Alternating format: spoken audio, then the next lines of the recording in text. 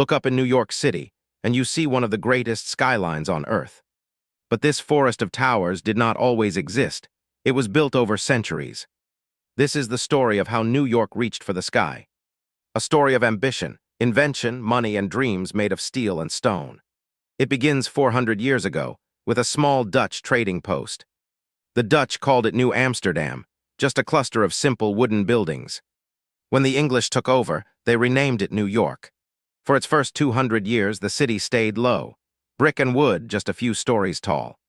Then in 1811, the city made a decision that shaped it forever: the grid plan. Streets were laid out in a strict grid of straight lines and right angles. This grid made it easy to buy, sell, and build on land across Manhattan. Row after row of brownstone houses lined the new streets. These elegant brown stone homes became a symbol of the growing city. But the city was running out of space. With water on all sides, it could not grow outward. There was only one direction left to go: up. But there was a problem. Nobody wanted to climb 10 flights of stairs. Then came an invention that changed cities forever: the safe elevator. In 1853, Elisha Otis showed the world an elevator that would not fall. Now buildings could rise higher, and people could reach the top with ease. The second key was steel. Strong steel frames could hold up enormous weight. With elevators and steel, a new kind of building was born: the skyscraper. In 1902, a strange triangular tower amazed the city: the Flatiron Building. Shaped like a clothing iron, it squeezed into a narrow corner of Manhattan. People gathered just to stare up at its incredible height. The race to build higher had truly begun. Companies wanted the tallest tower to show off their wealth and power. By the 1920s, the city entered a glamorous new age: the Art Deco era. Buildings became works of art, with bold geometric shapes and shining metal. In 1930, the dazzling Chrysler Building stunned the world. Its gleaming steel crown made it one of the most beautiful towers ever built. But its reign as the tallest did not last long. A rival was rising. In 1931, the Empire State Building rose higher than anything before it. Built in just over a year, it was an astonishing feat of speed and engineering. At 102 stories, it became a symbol of New York to the whole world. It held the title of world's tallest building for nearly 40 years. These towers were built during tough times, in the middle of the Great Depression. They gave people hope, a symbol that the future could still be bright. Soon after, a whole complex of buildings rose: Rockefeller Center.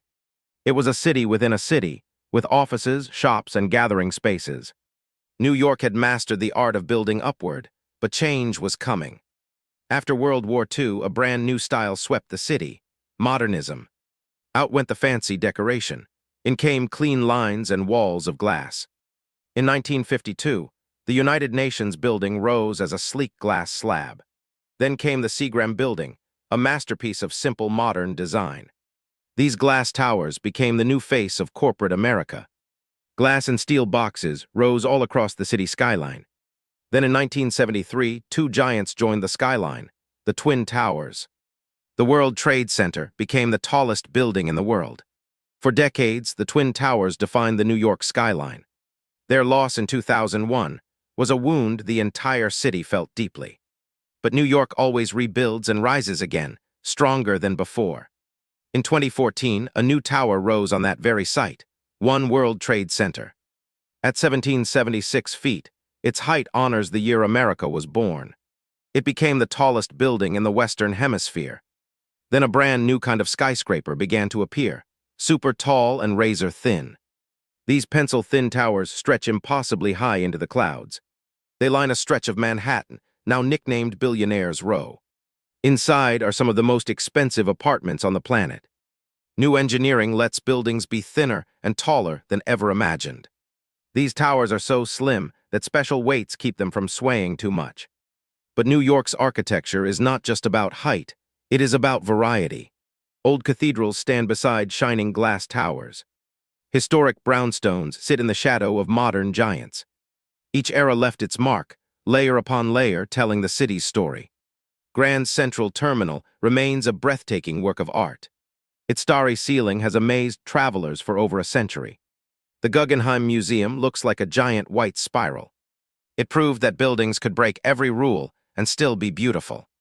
From bridges to towers, New York is a living museum of architecture. The Brooklyn Bridge itself was an engineering marvel of its time. When it opened in 1883, the Brooklyn Bridge was the longest suspension bridge in the world. It connected Manhattan and Brooklyn and amazed everyone who crossed it. New York's buildings tell the story of America itself. Each tower reflects the dreams and ambitions of its time. From humble wooden houses to soaring glass giants, the city never stops changing. New towers rise every single year.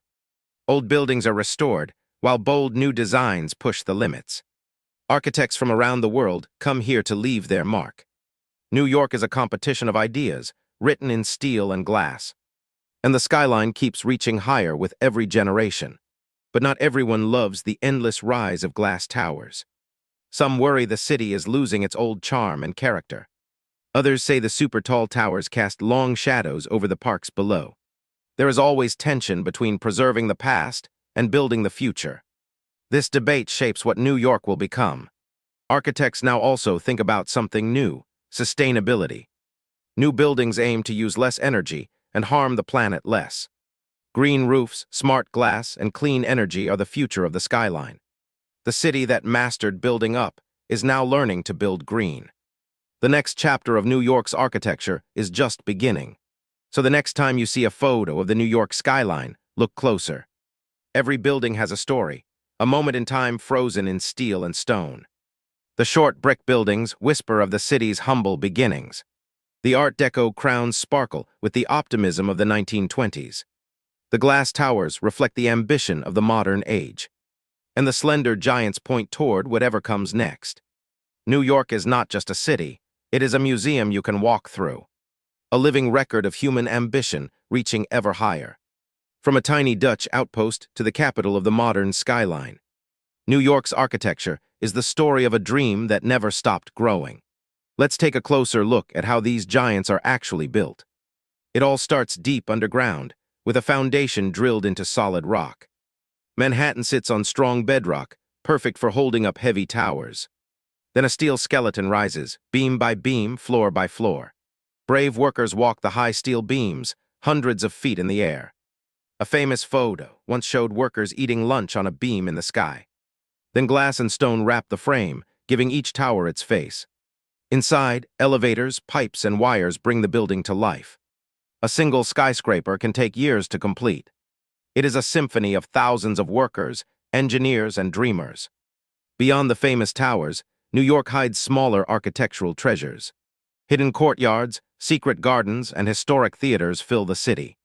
The New York Public Library stands guarded by two stone lions. Its grand reading room is a cathedral of books and knowledge. Old factories and warehouses have been reborn as homes and galleries. Neighborhoods like Soho preserve beautiful cast iron buildings. The High Line turned an old railway into a park in the sky. Old and new blend together to create something truly unique.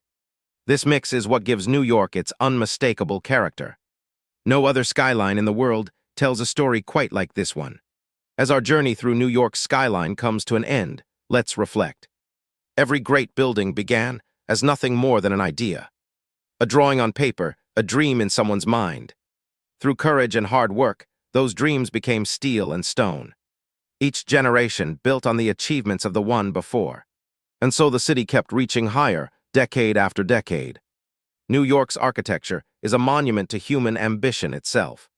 It reminds us that with vision and effort, we can build the impossible. The next time you see that skyline, remember the centuries of dreams within it. A city that never stopped reaching for the sky. Let us imagine the people who made all of this possible. The immigrants who arrived with nothing but hope and willing hands. They dug the foundations and raised the steel that holds the city up. The architects who dared to imagine the impossible.